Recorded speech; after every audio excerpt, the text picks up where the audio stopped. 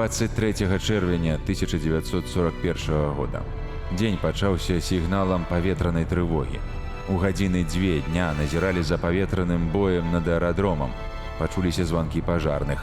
У баку аэрадрома стаяў дым. Агню не было відно.